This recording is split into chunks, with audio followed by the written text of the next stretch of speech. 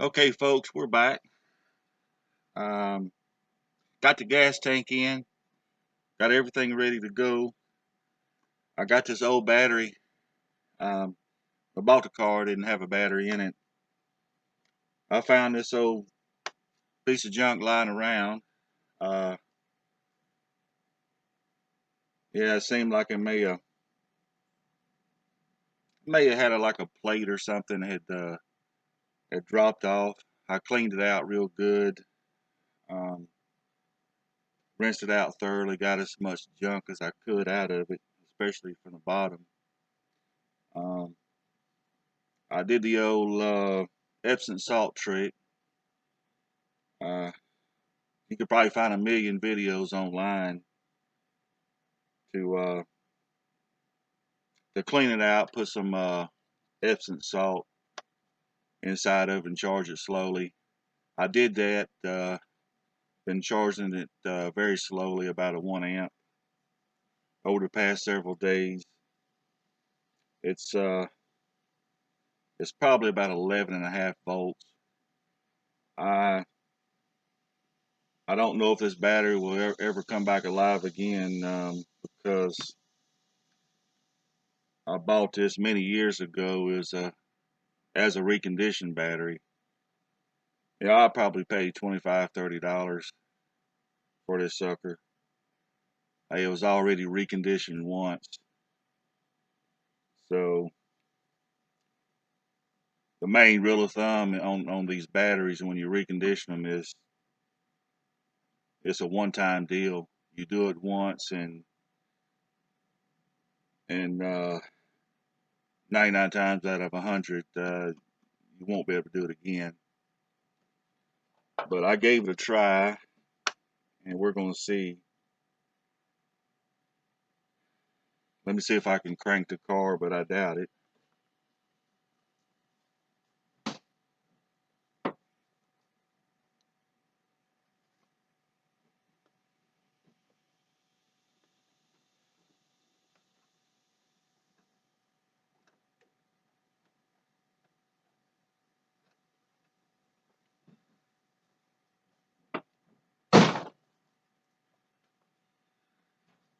Yeah, I just tried to crank the car. The starter's not doing anything at all. It's not even clicking. Um, Next, I'm gonna go ahead and I don't have a one of those battery chargers that has a start function on it. What I'm gonna do, I'm gonna just hook my truck battery with some jumper cables and see what it does then.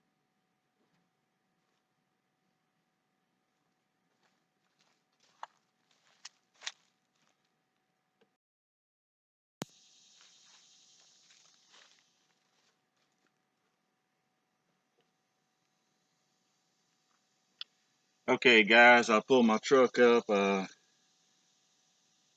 I don't have it on now. Got it hooked up. Little note. Um, all you guys probably know this because I'm sure you're car guys on here, but for the few of you that are probably new, uh, want to get in the cars, you have to start somewhere, just like I did. Pretty much growing up, yeah, I wasn't showed a lot. I don't think I was taught the right way. This is what you do, and directions and whatnot. Yeah, pretty much when I was growing up, it was one of those things where just do it. You know, um, you don't know anything. Just ask, but otherwise, just go and do it. Um, and that's the sort of thing I had to do, when I was young, not knowing much at all. So, but yeah, I'd like to try to give a little knowledge to those just starting out. But on a battery, Uh,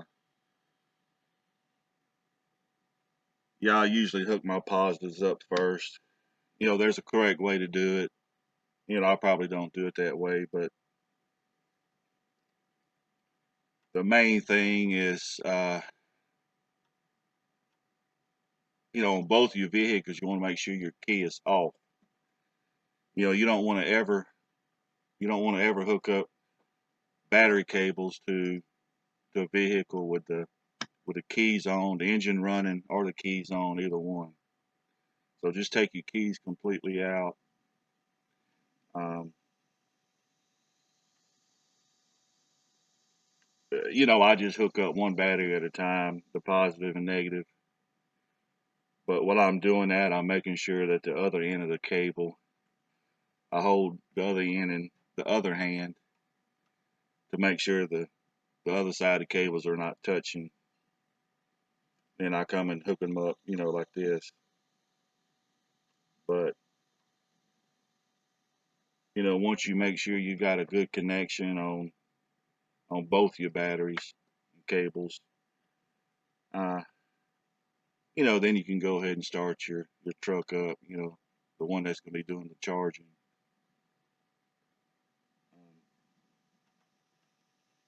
And another thing, make sure if you don't know the vehicle that you're using to charge with, or if you don't know the vehicle you're trying to charge, um, the first thing you want to do is look at your battery. Look at it closely by the battery post and make sure you see positive and negative. It should be stamped clearly on every battery. Um, the the way 99% of cars and trucks are, you always got the red cables going to your positive. Of course, everybody knows that, but there are some people out there that have no idea what they're doing, and they change battery cables on their vehicle, and some of them will put a red terminal clamp, and even the red wire meant for the positive. They will use that for a ground cable. How do I know? Because when I was uh, young, way back in the day, I just assumed, the red was positive and black was ground, and uh, this is one of the first vehicles I had bought way back as a teenager, and I just slapped them cables on there, and of course, sparks went flying everywhere. Uh, I had to yank that sucker off real quick. Luckily, I didn't ruin the battery or anything, but it was close. I had, I kind of almost burnt my hands, when I yanked on the battery cables to pull them off. It came close to burning my hands. It was so hot. But yeah, just a little tip to make sure uh, you hook everything up, because you don't want to ruin. You got a fairly new vehicle you're trying to jump your old car off with. You don't want to blow your computer out or electrical system out of your newer vehicle. Um, trying to jump start. If you do it right, you won't have a problem. But I'm gonna let this charge for a little while and see what happens.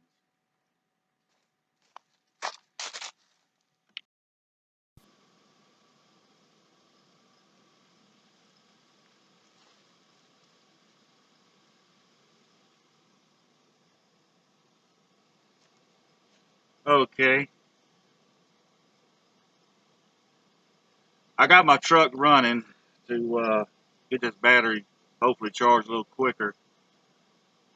Meanwhile, I just took a bottle. I got my main pressure line. I just put a little Coke bottle here. Put the main line in it. Uh, you'll know the main line's a little bit bigger than the return. The return line has a little check. May not be able to see it. It's like a little check valve. It's a one-way valve, so the fuel can only return to the tank. It can't come back. So I'm gonna see if I can't cycle the fuel pump. Try to get some of this old gas out the lines. I did blow through the lines earlier, make sure it wasn't clogged up, but they probably still have some old gas because I took the lines off. I could smell the old gas. So let's see what we can do here.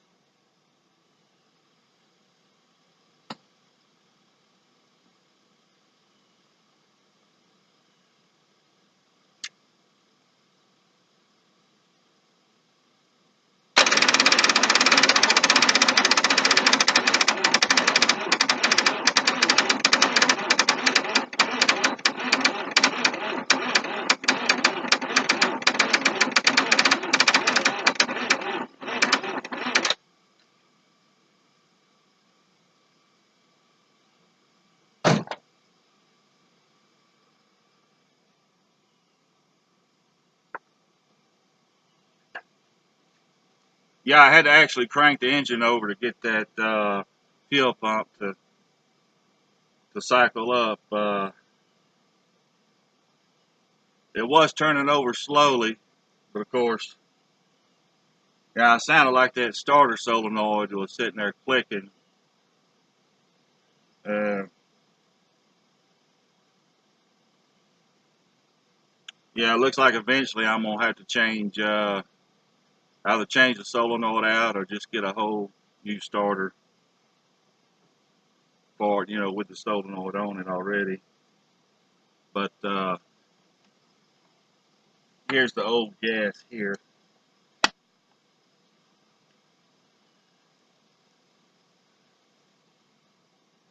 Yeah, it's pretty cloudy.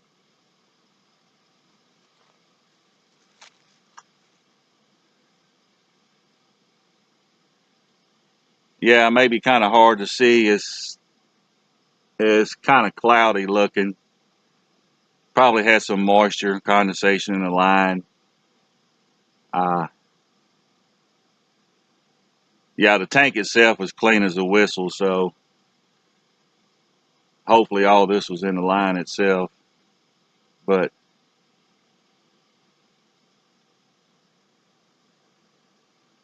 yeah, I really don't see any water at the bottom. It's just kind of dirty and cloudy. So we're gonna let it charge up a little bit longer, and hopefully that starter solenoid will hold out on me to see if I can at least get it kind of cranked up. Yeah, I better take this. Might help a little bit. Take my rag off my carburetor.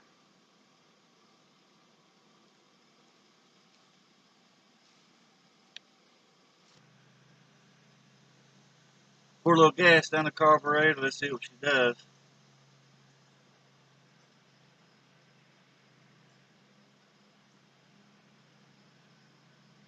Probably too much, which means it's just the right amount. So see if she'll crank over.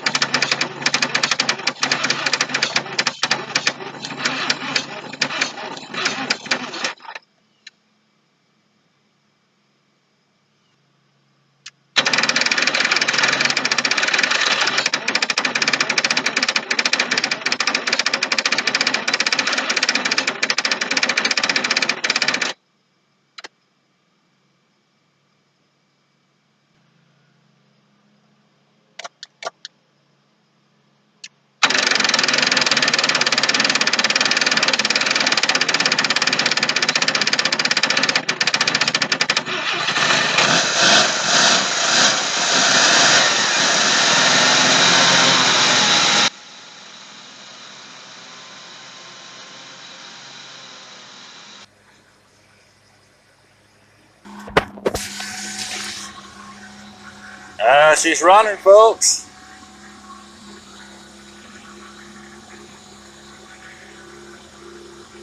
Yeah, look at that sweet smoke. Yeah, I can say sweet smoke because I know that's all the WD-40 and all had put down the spark plug holes into the rotors.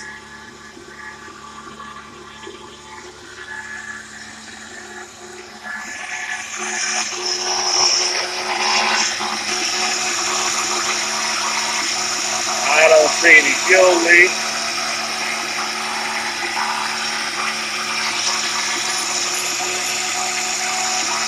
This will clear up.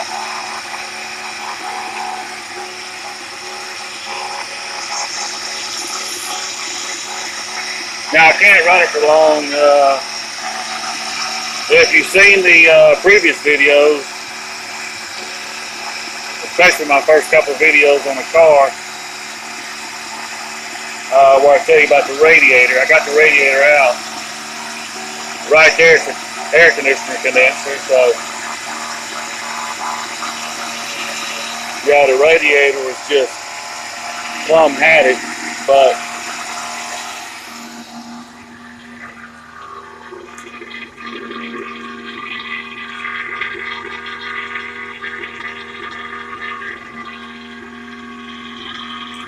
let's see if we can get a little closer. Y'all like smoke? Y'all gonna get some smoke?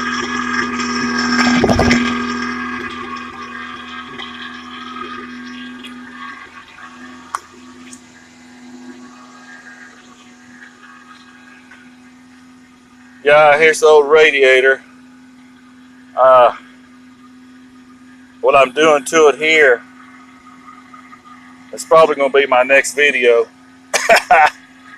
I can't breathe over here, but I'm gonna try to see if I can repair some of these holes, resolder some of the areas where it's leaking.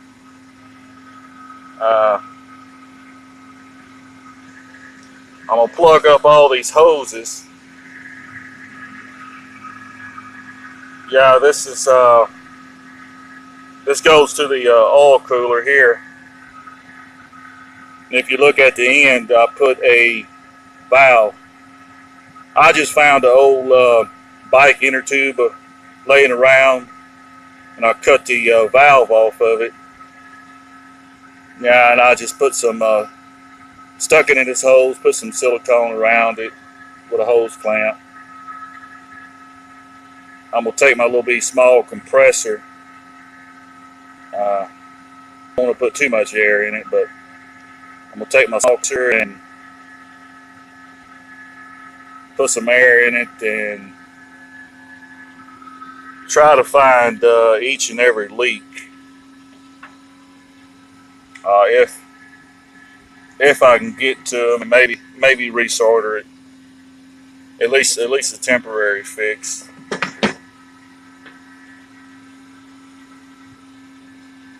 Got my coolant temperature. I got to find that sensor that goes in here. But at least I can just temporarily type of run it. Right now I'm gonna cut it off because it has no coolant in it at all. So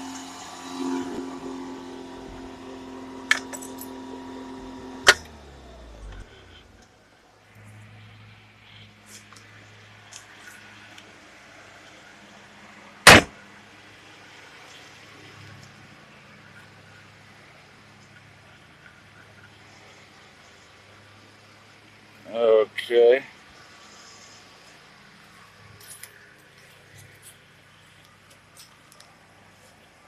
Yeah, these little rotors, you don't want to run them no more than maybe 2 minutes tops without any coolant like that. Well, I mean, pretty much any engine, but especially a rotary. Yeah, I can hear I can hear the water up inside the engine already boiling, so it was already starting to heat up.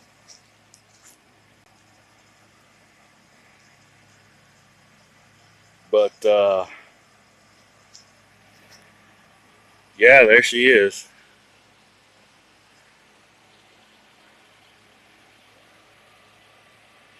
That's that's one of the things out of a million that I love about these rotaries. It's just one more thing, 1,000,001 things.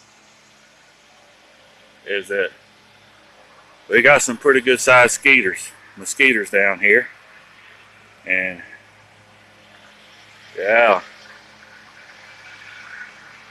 I don't see a single mosquito now anywhere. That smoke done got rid of them.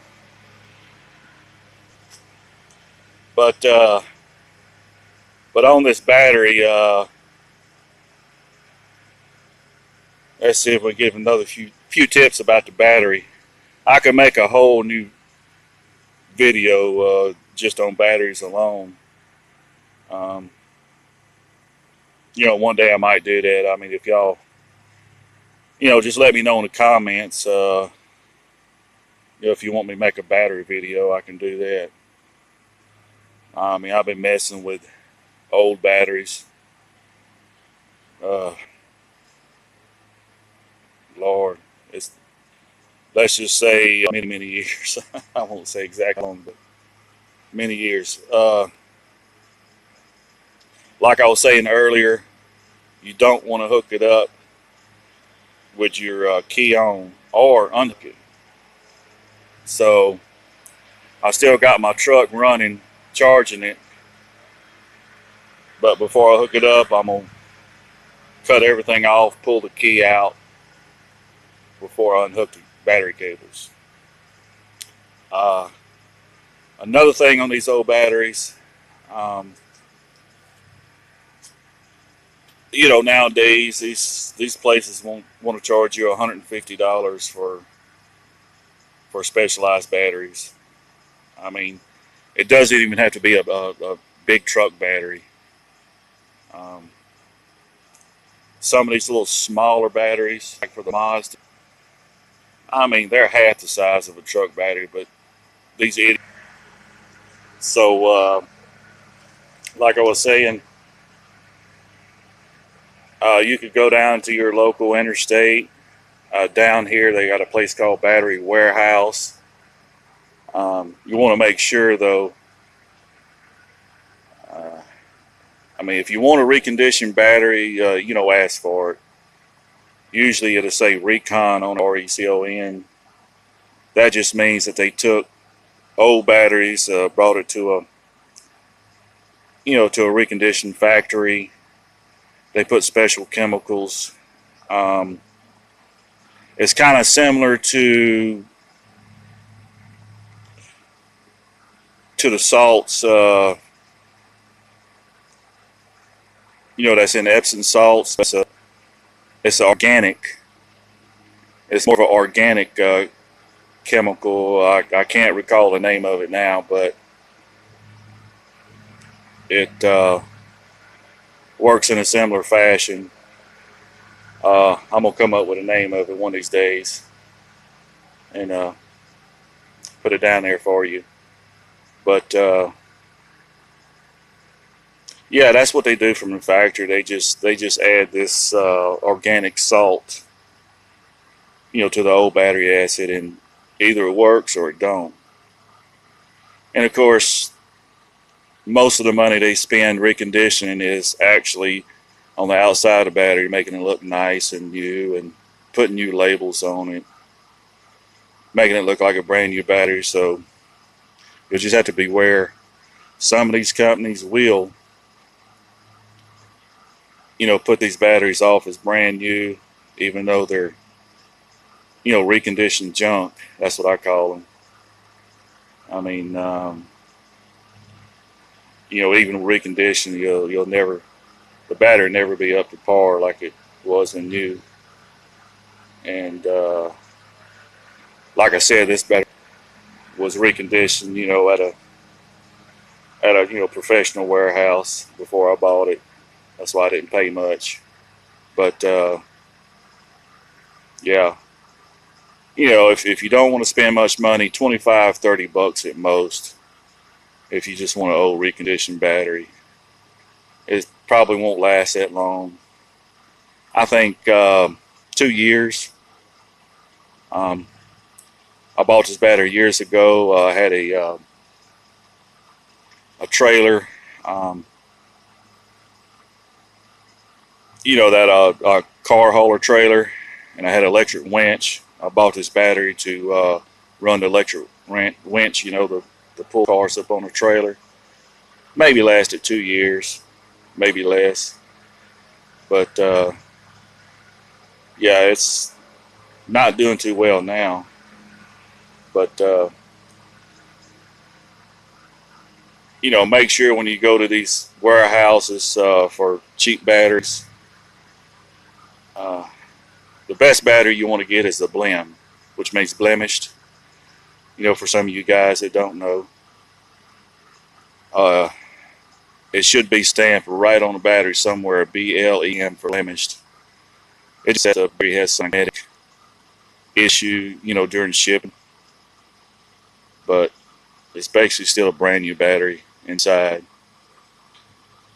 That's your best deal right there.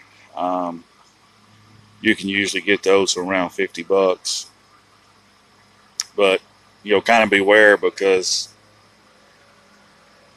some of these companies will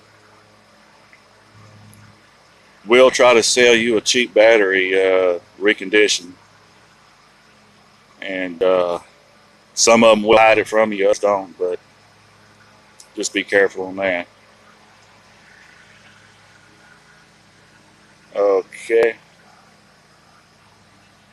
Yeah, I'm gonna get this, try to do something with the radiator.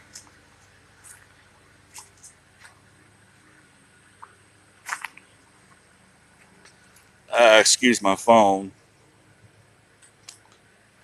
I got the biggest POS phone you can purchase anywhere, so uh, sorry about the video quality on that.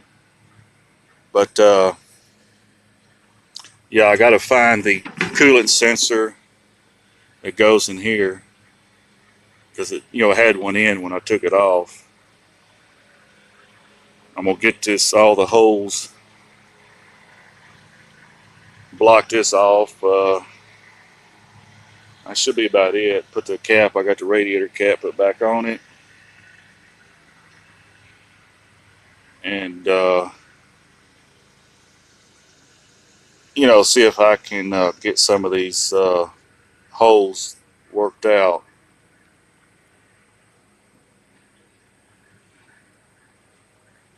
And that way I can at least just slap it back in the car along with the cooling fan, just so I can run the car for more than 2 minutes at a time. Uh, Try to get whatever little issues worked out,